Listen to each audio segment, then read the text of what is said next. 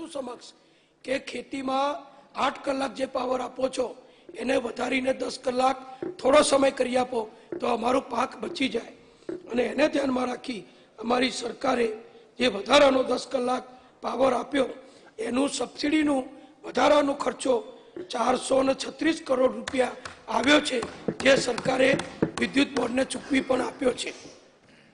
માન્ય અધ્યક્ષશ્રી, ચાલુ વર્ષે 96 તાલુકાઓના 23 લાખથી વધુ ખેડૂતો અને પશુપાલકો માટે સરકારે 2285 કરોડના ખાસ સહાય પેકેજને અમલમાં મૂકેલ છે।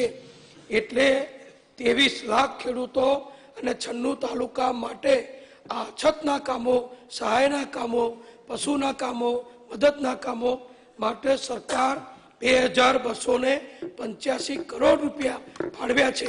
એ આપ સમજી શકો છો કે કેટલી મોટી ઉદારતાથી સરકાર કામગીરી કરી રહી છે।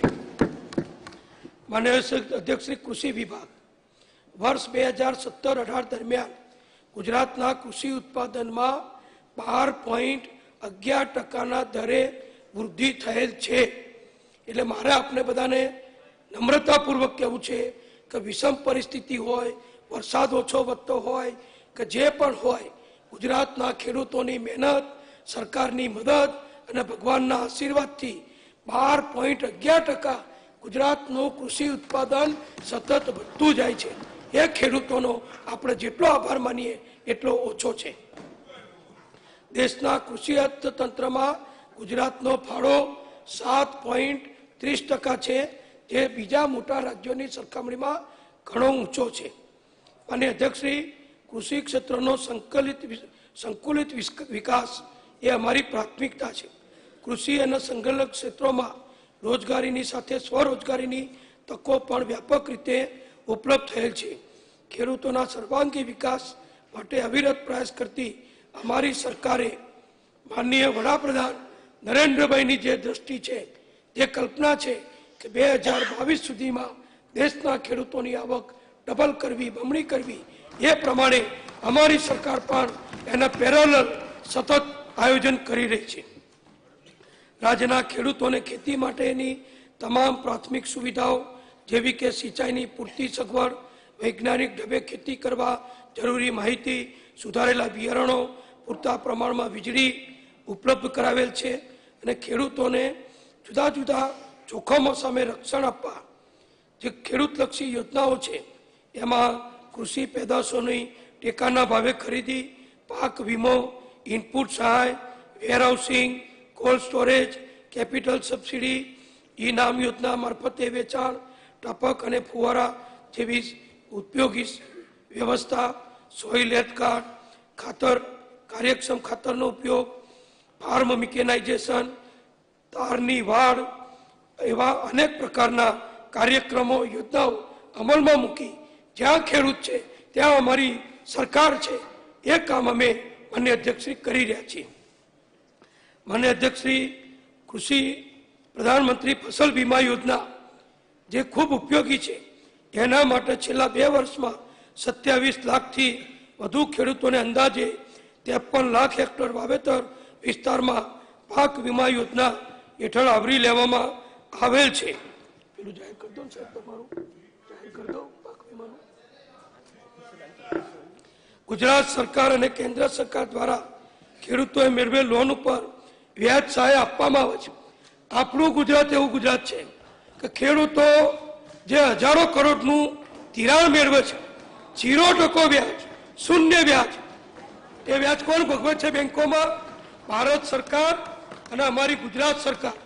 એમાં અત્યાર સુધી થોડો ટેકનિકલ પ્રશ્ન થતો હતો કે ભારત સરકારની સહાય અને રાજ્ય સરકારની સહાય એ બેંકોમાં સમયસર કેટલાક કારણસર નહોતી પહોંચતી। એટલા માટે અમારા પ્રદેશ અધ્યક્ષ જીતુભાઈ વાઘાણી, કિસાન સંઘ અને ખેડૂતોની, ધારાસભ્યોની બધાની રજૂઆત હતી મુખ્યમંત્રી અને કૃષિ મંત્રી સમક્ષ કે ખેડૂતોને સમયસર વ્યાજનું ચૂકવણું થઈ જાય, ખેડૂતોને પોતાના પૈસામાંથી કપાય નહીં લોનમાંથી, એ માટે રિવોલ્વિંગ ફંડ ઊભું કરો। અને મને આજે જાહેરાત કરતા આનંદ થાય છે કે 500 કરોડ રૂપિયાનું અમે રિઝર્વ ફંડ એ ઊભું કરીએ છીએ અને તરત જ 0% વ્યાજે ખેડૂતના ખાતામાં એ રકમ જમા થઈ જશે. એટલે હવે ક્યાંય કોઈને બોલવાની જગ્યા નહીં રહે આ વિષય ઉપર. આધુનિક સાધનો દ્વારા ખેતી કરવા માટે ફાર્મ મિકેનાઇઝેશનને પણ આપણે પ્રોત્સાહિત કરીએ છીએ.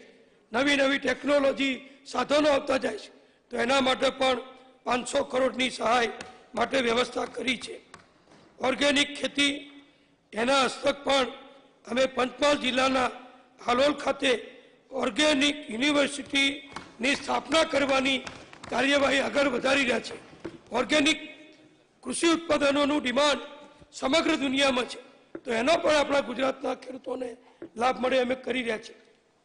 બાગાયત પાકોનો હાલનો જે વાવેતર વિસ્તાર છે એ 17 લાખ હેક્ટર છે અને 2,32,00,000 મેટ્રિક ટન બાગાયતી પાકો ખેડૂતો જે ઉગાડે છે એ આવતા વર્ષે 21-22 સુધીમાં એને વધારવાનું અમારું લક્ષ્ય છે અને ખેડૂતો 3 કરોડ મેટ્રિક ટન બાગાયતી પાક ફળફળાદી ઉત્પન્ન કરે એવી સરકાર મદદ કરશે.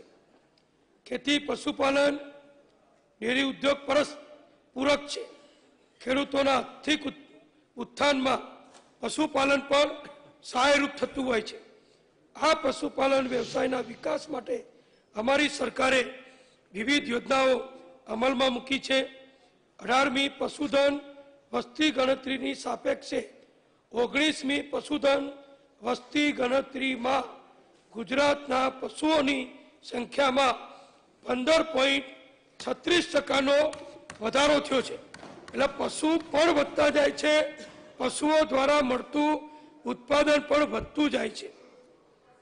પશુ સંવર્ધન લક્ષી વિવિધ સેવાઓ અને યોજનાઓના અમલીકરણથી છેલ્લા 1.5 દાયકામાં માથાદીઠ દૂધ ઉત્પાદન 243 ગ્રામ પ્રતિદિન જે હતું એ વધીને 564 ગ્રામ પ્રતિદિન થઈ ચૂક્યું છે.